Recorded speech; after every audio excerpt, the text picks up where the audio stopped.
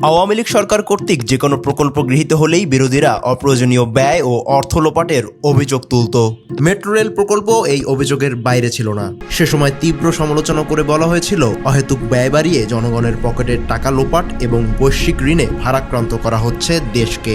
কিন্তু সময়ের পরিক্রমায় আওয়ামী লীগ ক্ষমতায় না থাকলেও জনবান্ধব প্রকল্পগুলো চলমান আছে ঠিকই, কিন্তু ব্যয় বাড়ানো হয়েছে দ্বিগুণের চেয়েও বেশি।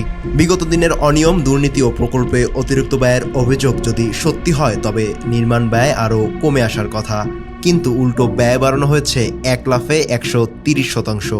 সম্প্রতি ডিএমটিসিএল এমআরটি লাইন 1-এর সম্ভাব্য ব্যয় 52,562 কোটি টাকা থেকে প্রায় 130% বাড়িয়ে 1,20,794 কোটি টাকা করার প্রস্তাব করা হয়েছে।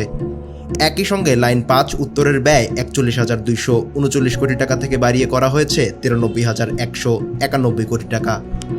সরকারি নথিতে এই ব্যয় বৃদ্ধির প্রধান দুটি কারণ দেখানো হচ্ছে ডলারের দর বৃদ্ধি এবং বিশ্ববাজারের মূল্যস্ফীতি, কিন্তু অসঙ্গতিটা ঠিক এখানেই।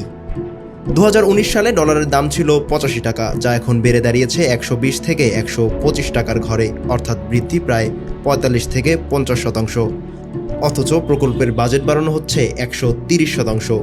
ডলারের দাম 50% বাড়লে প্রকল্পের খরচ কেন 130% বাড়বে?